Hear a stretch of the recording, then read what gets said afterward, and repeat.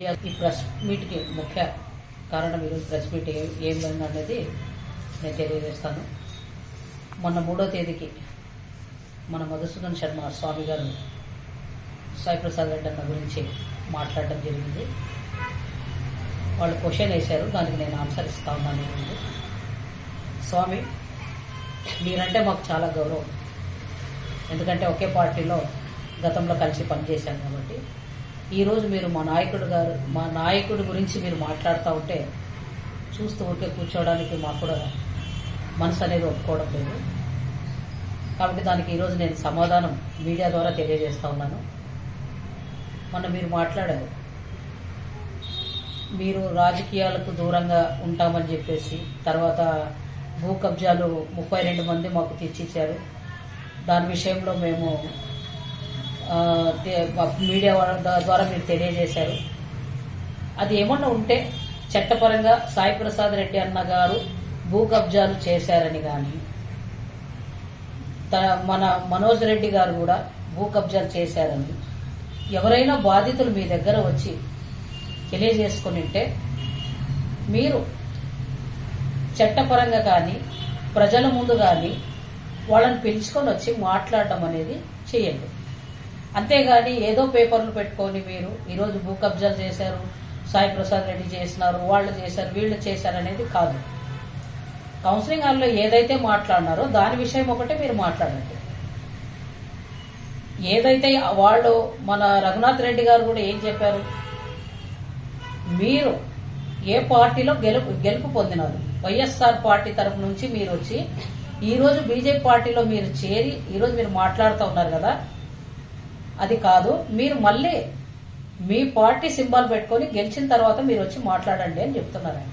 అది వాస్తవమే కదా. మళ్ళీ దానికి ఈరోజు స్వామి గారు ఏమంటున్నారు, చాలా మంది డబ్బులు పెట్టి కొన్నారు అని చెప్పేసి మీరు మాట్లాడుతూ ఉన్నారు కౌన్సిలర్లందరికీ. మళ్ళీ ఆ రోజు కూడా మీరు ఏ పార్టీలో గెలిచారు? గతంలో కూడా మీరు నంద్యాల నుంచి ఆదోనిలో నివాసం ఉంటున్నప్పుడు రాజకీయంగా ఎదగడానికి మీకు ఎవరు సహాయ సహకారాలు అందించారు? ఆ రోజు మీరే మాకు తెలియజేశారు. సాయి ప్రసాద్ రెడ్డి అన్న వల్లనే ఈరోజు నేను రాజకీయాల్లోకి రావడం జరిగింది, నేను లేకపోతే ఒక గుడిలో పూజారి మాదిరిగానే నేను ఉండిపోయేవాడిని, ఈరోజు నాకు ఈ స్థాయికి తీసుకొని వచ్చారంటే అది కేవలం ఒక సాయి ప్రసాద్ రెడ్డి అన్న చలవతోనే అని చెప్పేసి ఆ రోజు మీరే మాకు తెలియజేసిన సందర్భం ఉంది. మీరు మర్చిపోయారేమో కానీ మాకు గుర్తుంది స్వామి. మీకు ఫస్ట్ టైంలో కల్బాయికి కౌన్సిలర్గా సీట్ ఇచ్చారు. ఆ రోజు మీకు సీట్ ఇచ్చిన తర్వాత మన సాయి ప్రసాద్ రెడ్డి అన్న గారి కూతురు గౌతమి రెడ్డి గారు ఆ రోజు ప్రచారంలో పాల్గొన్నారు. అర్ధరాత్రి టైంలో ఆ రోజు 10 గంటలకు అయింది ఆ వార్డులో మీటింగ్ పెట్టినప్పుడు. ఆ అమ్మాయి వచ్చింది మీ తరఫున ఆ రోజు మాట్లాడడానికి. మీ క్యాండిడేట్కి అయితే మేము నిలబడుతున్నాము, బలపరచండి, మా స్వామికి మీరు బలపరచండి అని చెప్పేసి ఆ పాప ఆ రోజు బల్లబుద్ధి చెప్పడం అనేది జరిగింది. మళ్ళీ ఈ రోజు మీరు అంటున్నారు, కరోనా రావడం నా అదృష్టమేమో, పాలు పెరుగు ప్రతి ఇంటికి పంచినాను, అందుకనే నాకు ప్రజలు గుర్తించి ఓటేసినారు అని చెప్పేసి. ఇది మీరు తప్పుడు వ్యాఖ్యలు చేస్తూ ఉన్నారు స్వామి. ఆ రోజు యావత్తు ప్రపంచమే కదిలిపోయేంత బాధలో ప్రజలుంటే మీరు దానికి మీ అదృష్టంగా భావిస్తూ ఉన్నారు. ఇది ఎంతవరకు న్యాయం అనిపిస్తూ ఉంది? నేను మిమ్మల్ని ఇది ఎంతవరకు మీకు న్యాయం అనిపిస్తుందో మీరే తెలియజేయాలి ప్రజలకు అని చెప్పేసి మీ ద్వారా నేను తెలియజేస్తా ఉన్నాను. ఎంతమంది ఆ రోజు తల్లికి బిడ్డ లేదు, బిడ్డకి తల్లి లేదు, భార్య భర్త లేదు, ఎన్ని విధాలుగా ప్రజలు ఆ రోజు నష్టపోయినారో మీకు తెలియదా? అది మీరు అదృష్టంగా భావిస్తా ఉన్నారా? దానికి పాలు పెరుగు పంచడం వల్లనే ప్రజలు ఎవరైనా ఓట్లు వేస్తారని అంటే, ఇంకా ఆదోని ప్రజలందరికీ పాలు పెరుగు పంచుకుంటేనే మాకు ఓట్లు వేయండి అని చెప్పడం, ఇది ఈ సిద్ధాంతం బాగుందని చెప్పి కూడా నేను మీకు తెలియజేస్తా ఉన్నాను. అలా మాట్లాడడం అనేది స్వభావం కాదు స్వామి. ఇది మీరు మాట్లాడడం, ఇది ఏదన్నా ఉన్నా కూడా రాజకీయంగా ఎదుర్కోవడానికి రాజకీయ పరంగానే మీరు మాట్లాడండి, అంతేగాని వేరే విషయాలు అనేది దయచేసి మాట్లాడండి. మీరు హాస్పిటల్ గురించి కూడా చెప్పారు. మళ్ళీ ఆ రోజు హాస్పిటల్ తెచ్చిందంటేనే సాయి ప్రసాద్ రెడ్డి అన్న గారు, నేను దీన్ని గర్వంగా చెప్తున్నాను, మళ్ళీ చెప్తాను. మీరు మళ్ళీ అడిగినారంటే మళ్ళీ మేము ఒకసారి కాదు 10 సార్లు కూడా నేను చెప్తాను. హాస్పిటల్ది కానీ 100 పడకల హాస్పిటల్ తీసుకొని వచ్చింది సాయి ప్రసాద్ రెడ్డి గారే. BA కాలేజ్ కూడా, అంటే బీడ్ కాలేజ్ కూడా తీసుకొని వచ్చింది సాయి ప్రసాద్ రెడ్డి. విద్యార్థులు ధర్నాలు అవి చేస్తారు, ఎందుకంటే అది వాస్తవం. వాళ్ళ ఆ రోజు వాళ్లకు డిగ్రీ కాలేజ్ లేదు కాబట్టి వాళ్ళ బాధలు తెలియజేశారు కాబట్టి ఇది వాస్తవం, నేను కాదని చెప్పడంలే. దానికి ఎవరికైతే విద్యార్థి సంఘాలు ఉంటాయో వాళ్ళు గొంతు విప్పినారు. దానికి మాకు ఒక డిగ్రీ కాలేజ్ ప్రభుత్వ పరంగా కావాలని చెప్పేసి అది అడగడం వల్లనే కదా సాయి ప్రసాద్ రెడ్డి అన్న గారు దానికి డిగ్రీ కాలేజ్ అనేది ఏర్పాటు చేశారు. మళ్ళీ ఈరోజు మెడికల్ కాలేజ్ కూడా ఏర్పాటు చేసింది ఎవరు? సాయి ప్రసాద్ రెడ్డి అన్న గారు. మీకు తెలియదా ఈ విషయాలు? చెప్పండి. బైపాస్ తీసుకొని వచ్చింది కూడా సాయి ప్రసాద్ రెడ్డి అన్న గారు అనేది కూడా మీకు తెలుసు. మీరే అంటున్నారు ఈ రోజు రోడ్లలో గుంతలు పడిన దానికి మళ్ళీ రోడ్ వేసిండేది ఎవరు? సాయి ప్రసాద్ రెడ్డి అన్న గారేనే కదా. మీకు తెలిసి కూడా ఆ మాట మీరు మాట్లాడడం లేదు. ఇంత గుంతలు పూడుస్తా ఉన్నామని చెప్పి మాత్రమే మీరు చెప్తా ఉన్నారు. మళ్ళీ ఆ రోడ్ వేసింది ఎవరు? గతంలో రోడ్ వేసిన వాళ్ళ పేర్లు కూడా చెప్పాలి కదా. గుంతలు ఒకటే పూంచే వాళ్ళ పేర్లు కాదు, రోడ్డు వేసిన వాళ్ళ పేర్లు కూడా చెప్పండి. 42వ వార్డులో సాయి ప్రసాద్ రెడ్డి అన్న గారు ఎమ్మెల్యేగా ఉన్నప్పుడు రోడ్లు వేశారని చెప్పండి. దాన్ని ఈ రోజు అంటే ప్రజలు మార్పును కోరుకున్నారు, ఇది వాస్తవమే. ఆదోనిలో మార్పు అంటే ఏ విధంగా ఉంటుందని చెప్పి మార్పును కోరుకున్నది అయితే వాస్తవమే. కానీ చనిపోయిన అతనికి డెత్ సర్టిఫికేట్ పుట్టియడము, తర్వాత ఫ్యామిలీ సర్టిఫికేట్ పుట్టియడము, ఇవన్నీ చేస్తున్నారంటే ఆ రోజు పోలీసు వాళ్ళు వాళ్ళ రంగంలో దిగినారు. వాళ్ళని ఎవరైతే అన్యాయం చేస్తున్నారో వాళ్ళు పట్టుకున్నారు, చట్టపరంగా వాళ్ళని శిక్షించినారు, వాళ్ళ భూమి వాళ్ళకి ఇప్పించేస్తున్నారు. అది కాదు కదా. అది వాళ్ళకి ఏదైతే న్యాయం జరగాలో అది చట్టపరంగా వాళ్ళకి జరిగిపోయింది. అది మళ్ళీ సబ్ రిజిస్టర్ గారికి ఈ రోజు ₹1 లేకోకుండానే అంటున్నారు. రఘునాథ్ రెడ్డి గారు కూడా మీకు సవాల్ విసరడం అదే. ఏమని? మేము ఒక మనిషిని అక్కడ పెడదాం, ₹1 కూడా లేకోకుండా ఈ రోజు పనులు జరుగుతున్నాయి అని అంటే దాని విషయం మాట్లాడదామని చెప్పారు. దాని విషయం మీరు చూడండి ఒకసారి. ఎంఆర్ఓ ఆఫీస్ దగ్గర అయితే చూడండి, మున్సిపాలిటీ దగ్గర చూడండి, రిజిస్టర్ ఆఫీస్ దగ్గర. ఈ రోజు ఎక్కడైతే ₹1 కూడా లేకోకుండా, లంచం లేకోకుండా పనులు జరుగుతున్నాయేమో అది ప్రజలకు తెలియజేయండి. ప్రజల ద్వారా వెళ్ళండి, ప్రజలు మీకు ఏమనేది తెలియజేస్తారు. మీ నాయకుడు రాజీనామా చేస్తామన్న రాజకీయాలకు దూరం. మా రఘునాథ్ రెడ్డి గారు కూడా చెప్పారు, మా నాయకుడు రాజకీయాల నుంచి దూరమే ఉన్నారు అని చెప్పేసి. కానీ ఈ రోజు ఆదోని కూటమి ప్రభుత్వం 3 ముక్కల ఆట ఆడాలని చూస్తా ఉంది. 3 ముక్కల ఆట ఆడాలని చూసిన తర్వాత మా నాయకుడు సాయి ప్రసాద్ రెడ్డి అన్న గారు ఆదోనిలో 3 సార్లు ఎమ్మెల్యేగా గెలిచారు. ఆయన 3 సార్లు ఎమ్మెల్యేగా గెలిచిన తర్వాత ఎవరైతే బాధితులపై అన్న నాకు అన్యాయం జరిగింది, ఈ మోసం జరిగింది మాకు అని ఎవరైనా బాధితులు అతని దగ్గర పోయి వాపోయారంటే గన ఖచ్చితంగా వాళ్ళకు అండగా నిలబడి ఆయన ప్రజల ముందుకు వస్తారు, మాట్లాడతారు. గొంతుప్పి మాట్లాడడానికి కూడా ఈ భారతదేశంలో మనకు రాజ్యాధికారం కల్పించింది ఒక హక్కు. ఇది మానేస్తారంటే రాజకీయాలకు దూరం ఉంటారంటే మీరు ఏది చేసినా మేము నోరు ముచ్చుకొని ఊరికే కూర్చోవాలా, చూస్తూ ఉండాలన్నా? మరి ఆ నాయకుడి దగ్గర ఎవరైనా బాధ్యతలు పోయిన తర్వాత మాట్లాడితే దాని గురించి మాట్లాడకూడదా? అది అన్యాయం జరిగితే ఆయన చూస్తూ ఊరికే ఉంటారా? మా నాయకుడు ఎవరికైనా అన్యాయం జరిగిందని చూస్తే మా నాయకుడే వాళ్లను ముందు ఉండి దాన్ని పోరాటం చేసి గాని వాళ్ళ హక్కు వాళ్ళు కల్పించే వరకు గాని నిద్రపోడని చెప్పేసి కూడా నేను మీకు ఈ సందర్భంగా తెలియజేస్తా ఉన్నాను.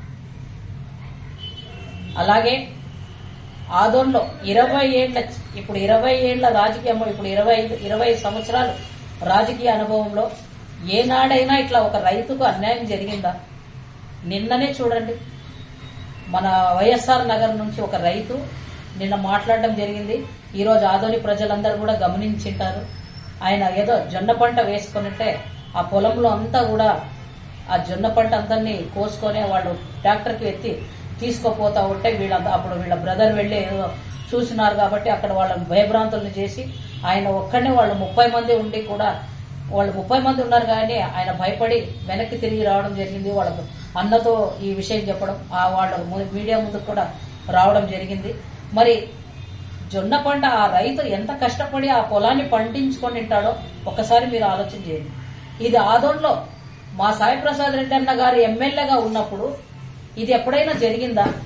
స్వామి గారు, నేను మిమ్మల్ని క్వశ్చన్ వేస్తా ఉన్నాను. దీనికి మీకు ఏదైనా ఆన్సర్ తెలిసింటే చెప్పండి.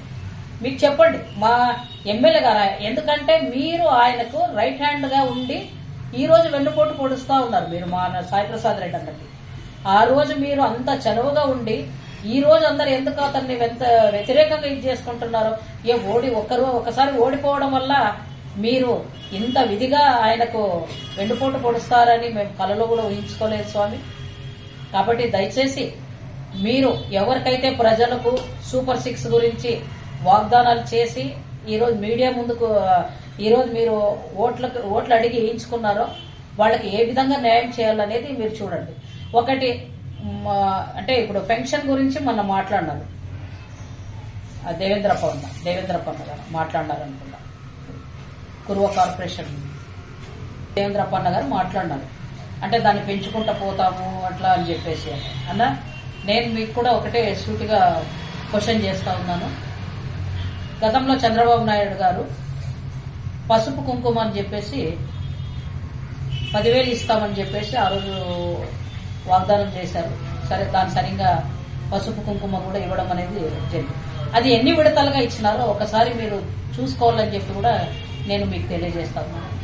మీ ప్రభుత్వ హయాంలోనే మీ నాయకులే దాన్ని విభజించి పసుపు కుంకుమ అంటే మన భారతదేశంలో ఒక స్త్రీని గౌరవించి పసుపు కుంకుమ అనేది శారీ అవి పసుపు కుంకుమతో వాళ్ళని సంతృప్తి పరుస్తారనేది నాకు తెలుసు. మన భారతదేశంలో దాన్ని 3 ముక్కలుగా చేసి స్టెప్ బై స్టెప్ వేసిందేది మీ ప్రభుత్వం కాదా అని కూడా ఈ సందర్భంగా మీకు తెలియజేస్తున్నాను. అలాగే మా నాయకుడు ఆదోని ప్రజలకు మీరు ఇచ్చిన వాగ్దానం సూపర్ 6 లో ఏ ఒక్కటి కూడా